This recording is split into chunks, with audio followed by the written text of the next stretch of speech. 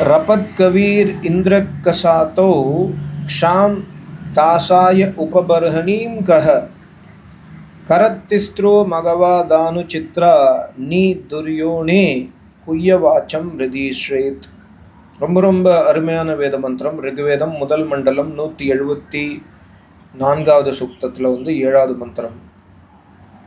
இதில் தாசாய இந்த மந்திரத்துடைய பூமிகா பார்த்தீங்கன்னா தாசா தாஸ் கா பூமி க்ஷயன்.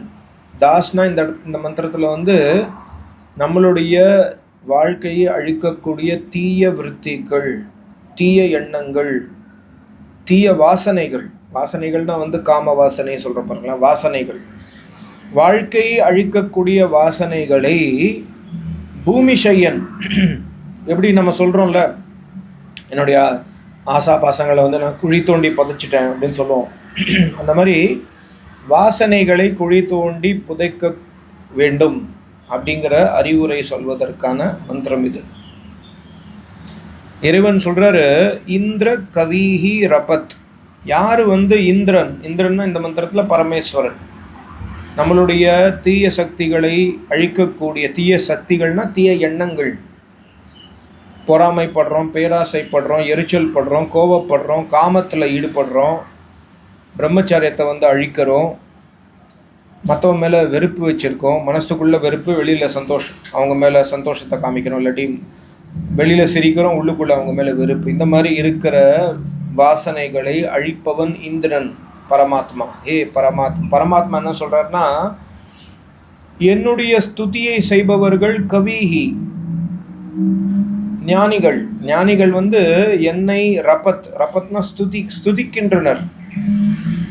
ஸ்துதிக்கின்றனா இறைவன் யாரு, இறைவனுடைய குணம் என்ன, இறைவனுடைய சுபாவம் என்ன, இறைவன் எங்கிருக்கிறான், இறைவன் எப்படி இருக்கிறான், இறைவன் என்ன செஞ்சு கொண்டிருக்கான், இந்த மாதிரி விஷயங்களை வந்து தேடி தேடி தேடி தியானிப்பவர், ஸ்வாத்தியாய பண்ணுறவர், இவர்கள் கவிகள். ஸோ இறைவன் என்ன சொல்கிறாருன்னா, யார் வந்து என்னை துதிக்கின்றனரோ அர்க்கசாத்தௌ தாசாய க்ஷாம் உபபர்ஹணீம் கஹ. அவர்கள் எதற்காக என்னை முதல்ல துதிக்கிறார்கள்னா, அவங்களுடைய முக்கியமான, இப்போ நமக்கே ஒரு தீய பழக்கம் இருந்தால் இறைவனுடைய ஸ்துதி மூலமாக, இறைவனின் தியானத்தின் மூலமாக அதை நாம் அழிக்க முடியுங்கிற வழிகாட்டுற மந்திரம் இது. ஏன்னா ஞானிகள், ரிஷிகள், முனிகள் அப்படி தான் பண்ணியிருக்காங்க.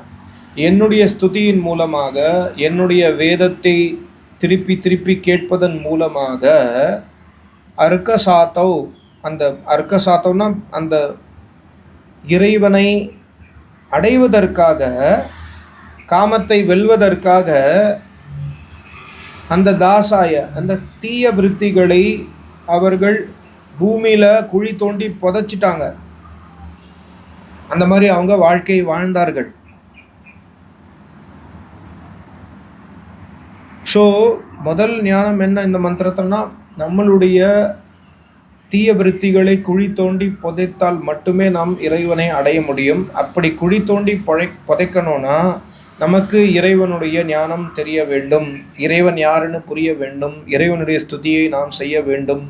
ஏன்னா ரிஷி முனிகள் அப்படி தான் செஞ்சாங்க, யோகிகள், தபஸ்விகள் அப்படி தான் செஞ்சாங்க. நம்மளும் அதே பாதையை கடைபிடிக்க வேண்டும். அப்படி இல்லை என்றால் இறைவனை விட்டுவிட்டு நான் காமத்தை வென்று விடுவேன், இறைவனை விட்டுவிட்டு நான் வந்து தீய பழக்கங்களை வென்று விடுவேன் அப்படின்னு நம்ம நினச்சோன்னா அது நடக்காத காரியம், முடியாத காரியம். ரெண்டாவது வந்து மகவா திஸ்திரஹ தானு சித்ரா கரத். ரொம்ப அருமையான விஷயம் பாருங்க. மகவா திஸ்திரஹ, நம்ம மனசுக்குள்ள வந்து, இப்போ உதாரணத்துக்கு வந்து நம்ம மனசுக்குள்ள ஒரு விஷயத்தை வந்து அடைஞ்சு, அதாவது ஒரு காம வாசனையில் ஈடுபடுறோம், இல்லாட்டி ஒரு பொறாமை, இதை நான் பண்ணியே தீருவேன், பேராசையில் நம்ம பண்ணுறோன்னா, சிஸ்திரஹ 3 பாகங்களில் நடக்கும் இந்த விஷயம். மனசுக்குள்ள 3 விஷயம், 3 இந்த மனசுக்குள்ளே இருக்கிற இந்த ஆசை வந்து, நம்மளை அழிக்கக்கூடிய இந்த ஆசை வந்து 3 இடத்துல வேலை செய்யும். திஸ்திரஹ தானு சித்ரா கரத். 3 பாகமாக பிரியும் நமக்குள்ள. ஒன்று இந்திரியத்தில் வேலை செய்யும், இன்னொன்று மனசில் வேலை செய்யும், 3வது புத்தியில் வேலை செய்யும். இந்த 3 பாகத்துலேயும் இந்த 3 பாகமும் சேர்ந்து தான் நம்மளை தீய செயல்களில் வந்து ஈடுபடுத்துறது. நல்ல செயலும் இதே மாதிரி தான் நடக்கும். பட் நம்ம இப்போ பேசுகிற மந்திரம் என்ன, தீய செயல் எப்படி நடக்கிறது. இப்போ நம்ம உடலை பற்றி நான் நிறைய வீடியோ போட்டிருக்கேன் வைராக்கியத்தை பற்றி. உடல் வந்து அசுத்தமானது, உடல் வந்து பாருங்கள் ரத்தம் இருக்குது, வியர்வை இருக்குது, மலம் இருக்குது, மூத்திரம் இருக்குது. அப்படி நம்ம படித்தாலும் தெரிஞ்சுட்டாலும் அந்த காமத்தில் ஈடுபடும் பொழுது நம்மளுடைய உடல், ஒரு ஆணுக்கு பெண்ணுடைய உடல் காமத்தில் ஈடுபடும் பொழுது அழுக்கா தெரியாது. ஏன் காரணம், என்ன காரணம்? இந்த 3 காரணம். 3 காரணம் என்னன்னா, இந்திரியம், மனம், புத்தி. அந்த அந்த சமயத்தில் வந்து அவனுடைய அந்த ஆசை, அந்த இச்சை, இது வந்து காம வாசனைக்கு எக்ஸாம்பிள் சொல்கிறேன். இது எல்லாத்துக்கும் பொருந்தும். கோவப்படும் பொழுதும் அதே மாதிரி தாங்க. கோவப்பட்டால் பிபி ஏறும், கோவப்பட்டால் நம்ம சீக்கிரம் இறந்துருவோம், கோவப்படக்கூடாது, கோவப்பட்டால் வயிற்றில் பிரச்சனை வரும். இதெல்லாம் நம்ம படித்தாலும் கோவப்படும் பொழுது அதை நிறுத்த முடியாது. ஏன்? இந்த 3 காரணத்தினால. ஸோ அப்போ என்ன சொல்கிறாருன்னா இறைவன் இந்த இடத்துல, இரும்பு இந்திரியம் வந்து இரும்பாக மாறிடும். இரும்பை எப்படி அவ்வளோ சீக்கிரம் உடைக்க முடியாதோ, இந்திரியங்கள் இரும்பாக மாறிடும். இந்திரியங்களில் அந்த வாசனை வரும்பொழுது இந்திரியங்கள் இரும்பாக மாறிடும். மனசு வந்து வெள்ளியாக மாறிடும், புத்தி வந்து தங்கமாக மாறிடும். அப்படின்னா என்ன அர்த்தம்னா, அந்த அந்த விஷயம், அந்த வாசனை வந்து நமக்கு ஒன்றும் முறியடிக்க முடியாது. இரும்பு போல் ரொம்ப ஸ்ட்ராங் ஆகிடும். ரெண்டாவது வந்து வெள்ளியை போல் வந்து வெள்ளியை போல் வந்து அது வடிவம், ஒரு வெள்ளி பாத்திரம் பார்க்குறோம், இல்லை வெள்ளி டம்ளர் பார்க்குறோம், நமக்கு பிடிச்சிருக்கு, அதோட வடிவம் பிடிக்கும், அந்த வெள்ளியோட அப்பியரன்ஸ் அந்த மாதிரி. ஸோ மனசுல வந்து அந்த அந்த வாசனை அந்த சமயத்தில் நமக்கு வெள்ளியை போன்ற காட்சி அளிக்கும். அதே மாதிரி புத்தியில் வந்து அந்த விஷயம், அந்த அந்த வாசனையில் ஈடுபடும் பொழுது அந்த புத்தியில் வந்து நமக்கு அது தங்கத்தை போல், ஒரு தங்கம் பார்த்தோன்னா, தங்க வளையல், தங்க நகை பார்க்குறோம், ஆசை வருது. ஏன்னா இது ரொம்ப காஸ்ட்லி, எங்கிட்ட தங்கம் இருக்கிறது நல்லது, நான் அது நிறைய தங்கத்தில் இன்வெஸ்ட் பண்ணோம். நம்ம தங்கம் மேலே எப்போவுமே ஒரு அட்ராக்ஷன் வச்சுருக்கோம். ஸோ புத்தியில் வந்து அந்த விஷயம் வந்து தங்கம் போல் ஜொலிக்கும். அப்போது வெள்ளியை போல் வந்து மின்மினுக்கும், வெள்ளியை போல் வந்து வடிவமாக இருக்கும். அதே மாதிரி இரும்பை போல இருக்கும் அந்த அந்த அந்த தருணத்தில். ஸோ இந்த 3 பாகத்தில் வந்து அந்த அந்த காம வாசனை வேலை செய்கிறது. அந்த குரோத வாசனை, லோபம், பேராசை, துவேஷ பாவனை வேலை செய்யும் பொழுது அதை முறியடிக்கவே முடியாது. இப்போ இதை எப்படி முறியடிக்கிறதுனா, யஜ்ஞ மகவா, யாகத்தின் மூலமாக. யாகம்னா சும்மா ஆவுத்தி போடுறதுக்கு, இப்போ நான் ஹோமம் முடித்தேன், இப்போ தான் வெறும்னா ஆவுத்தி போடுறதன் மூலமாக கிடையாது. ஆவுத்தி போடும் பொழுது, ஆகுத்தி போடுறதுக்கு முன்னாடி எதற்காக நான் அக்னியை ஸ்தாபனை செய்கிறேன்? பழைய காலத்துலலாம் அக்னியை வந்து தீப்பெட்டி இருந்தாலும் அக்னியை ஸ்தாபனை செய்யும் பொழுது தீப்பெட்டி மூலமாக ஸ்தாபனை செய்ய மாட்டாங்க. ஏன்னா அவங்களுக்கு அந்த அக்னி மேலே, அக்னியை வந்து அந்த அரணி மூலமாக, அந்த எப்படி நம்ம தயிர் கடையிறோம், மோரா கடையிறோம், மத்தில் வச்சு அந்த மாதிரி அக்னியை உருவாக்கி, அக்னியை ஸ்பார்க் மூலமாக உருவாக்கி, அதில் வந்து இந்த இலத்தழைகள் இல்லாட்டி இந்த தேங்காவுடைய நாரெல்லாம் போட்டு அதை கொண்டு வந்து அந்த அக்னியை ஹோமகுண்டத்தில் ஸ்தாபனை செய்வாங்க. ரொம்ப கஷ்டம், பயங்கர கஷ்டம். 1 மணி நேரம் ஆகும், 2 மணி நேரம் ஆகும், இல்லை 1/2 hour ஆகும். ரொம்ப உடல் ஸ்ட்ரென்த் போடணும். அது ஏன் அப்படி தீப்பெட்டி இருந்தாலும் அந்த மாதிரி பண்ணுவாங்க. இது ஏன் பண்ணுவாங்கன்னா, இந்த மாதிரி எஃபர்ட் போட்டு ஒரு காரியம் செய்யும்பொழுது அதோடைய உண்மையான பிரயோஜனம், அதோடைய உண்மையான நமக்கு வேல்யூ தெரியும். ஸோ யாகத்தை செய்யும் நபர் வந்து இந்த 3 விஷயத்தை அழகாக அவனால் புரிஞ்சிக்க முடியும். அவனுக்கு உள்ளுக்குள்ளே வந்து இந்த கேப்பபிலிட்டி வரும். இந்த காமவாசனை வந்து எனக்குள்ளே நுழைஞ்சிட்டா அது 3 ஸ்டேஜாக பிரிஞ்சிடும். இரும்பு மாதிரி உடைக்க முடியாமல் ஆகிடும், வெள்ளி தங்கம் மாதிரி மின்மினுக்கும் என்னுடைய மனசுக்குள்ளே, என்னுடைய புத்தியில். ஸோ இந்த வாசனையை நான் முறியடிக்க வேண்டும். இந்த வாசனையை நான் முறியடிக்கணும்னா என்னுடைய எஃபர்ட் எதில் போடணும்? யாகத்தில் போடணும்.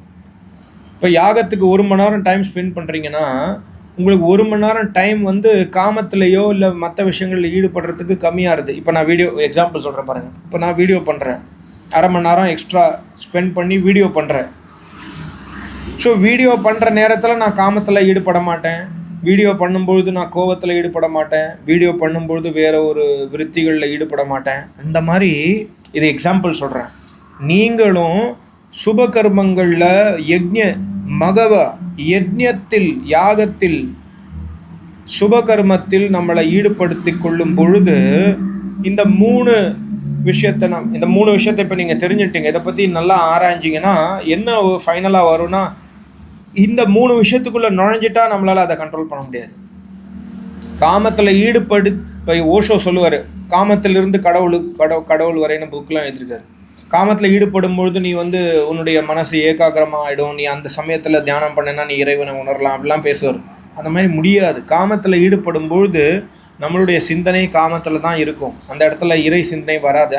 ஏன்னா அது நம்மளுடைய காமம் ஒரு எக்ஸாம்பிள். கோபத்தில் ஈடுபடும் பொழுதும் அதே மாதிரி தான். நம்மளுடைய மொத்த பவரும் அந்த ஒரே ஒரு விஷயத்தில் நோக்கி தான் போயின்னு இருக்கும். ஸோ நம்ம வெளியில் இப்போ நான் வீடியோ பண்ணுறேன், இப்போ நான் இந்த வேதம் படிக்கிறேன். இப்போ படிக்கும்பொழுது நான் யோசிப்பேன், ஆமாம்ல, காம வாசனை வரும்பொழுது என்னால் கண்ட்ரோல் பண்ண முடியாது, கோபம் வரும்பொழுது என்னால் கண்ட்ரோல் பண்ண முடியாது.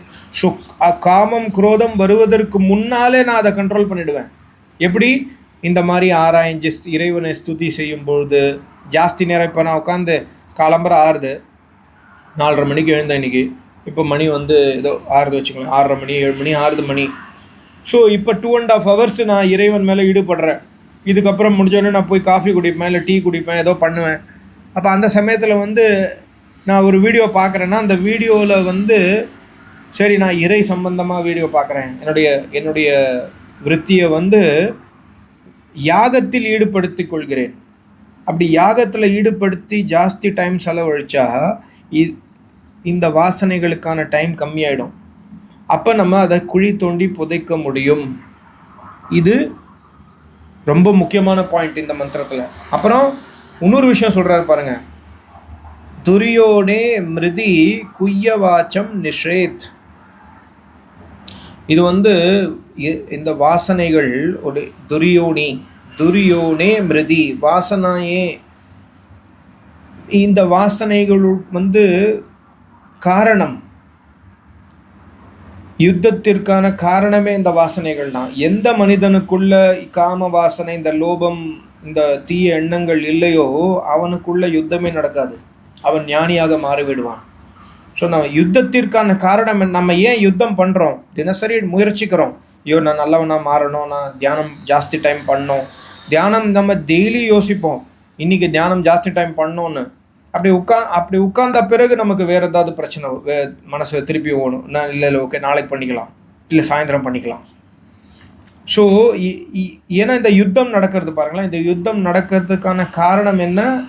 தீய வாசனைகள். ஸோ அந்த தீய வாசனையை நம்ம முறியடிக்க வேண்டும். அந்த தீய வாசனை எதன் மூலமாக உருவாகிறது? ஒரு எக்ஸாம்பிள் எழுதியிருக்காரு, ஜெகத் ஆஹூரணீஸ்வரம், இறைவனே இல்லை, இந்த உலகம் எப்பொழுதுமே நிலையாக உள்ளது, இறைவன்லாம் இந்த உலகத்தை படைக்கலை, அனீஸ்வரவாதி. அதே மாதிரி கிம் அந்யத் காமஹேத்துக்கம் கீதையில் வரும், இந்த உலகத்துடைய பிரயோஜனம் வெறும்ன காமத்தில் போகத்தில் ஈடுபடுவதற்கு மட்டுமே, வேறு எந்த பிரயோஜனமும் இல்லை அப்படிங்கிற சிந்தனை இருப்பதால் நமக்கு வாசனைகள் தோன்றுகிறது. இறைவன் இல்லைன்னு சிந்தனை இருக்கிறதுனால வாசனைகள் தோன்றுகின்றது. இப்போ இறைவன் இருக்காருன்னு நம்ம நம்புகிறோம், இறைவன் சர்வவியாபியாக இருக்காருன்னு நம்புகிறோம். இறைவன் இந்த இடத்துல இருக்காருன்னா, இறைவன் இருக்காருன்னு நம்ம எனக்கு தெரிஞ்சுட்டா நான் அந்த இடத்துல பொய் சொல்ல மாட்டேன். அந்த இடத்துல நான் தீய காரியம் செய்ய முடியாது. இப்போ நான் இந்த வீடியோ பண்ணிட்டுருக்கேன், வீடியோவுக்கு முன்னாடி நான் சிகரெட் பிடிக்க முடியுமா? எக்ஸாம்பிள் சொல்கிறேன். இப்போ நான் சிகரெட் எடுத்து உங்கள் முன்னாடி பிடிக்க முடியாது. ஏன்னா எனக்கு தெரியும் இந்த வீடியோவில் நீங்கள் பார்ப்பீங்க, எனக்கு தெரியும் யாரும் somebody is watching me. So இறைவனை எப்போ நம்ம இறைவனை நம்ப ஆரம்பிக்கிறோமோ, முழுமையாக இறைவனை பற்றி நிறையா தெரிஞ்சுக்கிறோமோ, அப்போ இறைவனுடைய ப்ரெசன்ஸ் நமக்கு புரியும். இறைவன் இங்கே இருக்காரு, இந்த தப்பு செய்யக்கூடாது, இது தப்பு. அது ஏன் செய்கிறோம்? ஏன்னா இறைவனை நம்பலை. இறைவனை நம்பாதனால தான் நம்ம தீய பழக்கங்களில் ஈடுபடுகிறோம். நம்பர் 1. நம்பர் 2, கிம் அந்யத் காமஹேத்துக்கம், உலகத்துடைய பிரயோஜனம் வெறும் போகத்திற்காக தான், ஒரே ஒரு லைஃப் தான் இருக்குது, அடுத்த லைஃப் கிடையாது, சரி நம்ம என்ன வேணால் பண்ணிட்டு போகலாம் அப்படின்னு நினைக்கிறோம் பாருங்களேன். இதனால தான் காமத்தில் ஈடுபடுறோம், லோபத்தில் ஈடுபடுறோம், துவேஷம் பண்ணுறோம். ஈஸ்வரோ அகம், நானே கடவுள், அகம் பிரம்மாஸ்மி, நான் தான் கடவுள்.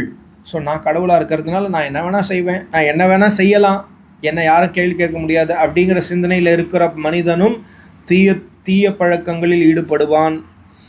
கோ அந்யோ அஸ்தி சத்ருஷே மயா, என்னை போல் வேறொருவன் இல்லை. கோ அந்யோ அஸ்தி சத்ருஷோ மயா, எனக்கு ஈடாக எனக்கு சமானமாக வேறு ஒருவன் இல்லை இந்த உலகத்தில். நானே பெரியவன், நானே சிறந்தவன், நானே பலசாலி, நானே புத்திசாலி, நானே அழகானவள், நானே வடிவமானவள், என்னை போன்ற புத்திசாலி இல்லை அப்படின்னு நம்ம நினைக்கிறதுனாலையும் இந்த வாசனைகள் உருவாகுகின்றது. ஸோ இந்த வச்சனங்களுக்கு எதிராக நம்ம வசனங்கள் சொல்ல வேண்டும். என்ன சொல்லணும்? இறைவன் இருக்கிறார். என்ன சொல்லணும்? இந்த உலகம் போகத்திற்காக இல்லை, இந்த உலகம் நான் மோட்சம் அடைவதற்காக இறைவன் படைத்து கொடுத்திருக்கிறார். இந்த சரீரத்தை எனக்கு மனுஷ உடல் எதற்காக கொடுத்துருக்காரு? நான் மோட்சம் அடைவதற்காக கொடுத்துருக்காரு. அதே மாதிரி எனக்கு சமானமாக எல்லாருமே சேம், எல்லாரும் ஈக்குவல், எல்லாரும் ஜீவாத்மா. நான் ஜீவாத்மா, எனக்கு இந்த உடல் ஒரு ஒரு இன்ஸ்ட்ருமெண்ட் கருவி மட்டுமே. அதே மாதிரி நான் இறைவன் அல்ல, இறைவன் என்னை படைத்தவன், இறைவன் என்னுடைய தலைவன், இறைவன் என்னுடைய தந்தை, இறைவன் என்னுடைய அன்னை. அப்படி நம்ம குய்ய வாச்சம், இந்த மனசுக்குள்ள தோன்றுகின்ற வாசனைகளுக்கு எதிரான வசனங்களை நாம் உருவாக்கி உருவாக்கி உருவாக்கி உருவாக்கி நம்மளை ட்ரெயின் பண்ணணும். காமத்தில் ஈடுபடும் பொழுது காமத்தை ஒழிக்க முடியாது. காமத்திலேருந்து பாருங்க, போகேன புக்தா வயமேவ புக்தா. போகம் நம்ம நிறைய தடவை சிகரெட் பிடிக்கிறான் ஒருத்தன், நிறுத்த போகும்போது இதான் என்னுடைய லாஸ்ட் சிகரெட்னு சொல்லுவான். இதான் என்னுடைய லாஸ்ட் சிகரெட்டுன்னு சொன்ன பிறகு கூட அந்த ஃபுல் சிகரெட்டை முடிச்சுட்டு தான் சரி இந்த கையில் இருக்கிற சிகரெட்டை மட்டும் நான் குடிச்சிக்கிறேன், இதான் லாஸ்ட் சிகரெட் சொல்கிறான்னு வச்சுக்கோங்களேன். அவனால் அதை வெல்ல முடியாது. சிகரெட் குடிக்கிறான், சரி இதான் என் லாஸ்ட் சிகரெட் சொல்லும் போது விலக்கி அந்த சிகரெட்டை கீழே போடுறான் பாருங்களேன். சிகரெட் பேலன்ஸ் அப்படியே இருக்குது, அப்படியே கீழே போடுறான் பாருங்களேன். அவனால் ஜெயிக்கிறதுக்கு வாய்ப்பு இருக்குது. இது என் லாஸ்ட் சிகரெட் சொல்லிட்டு போகத்தை அனுபவிப்பவன் அந்த போகத்திலிருந்து வெளில வர முடியாது. காமத்தை அனுபவித்து காமத்திலிருந்து வெளில வர முடியாது. ஏன்னா திருப்பி அது ராகத்வேஷத்தில் மாட்டி போடணும். ஸோ நம்ம மனசை ட்ரெயின் பண்ணணும்.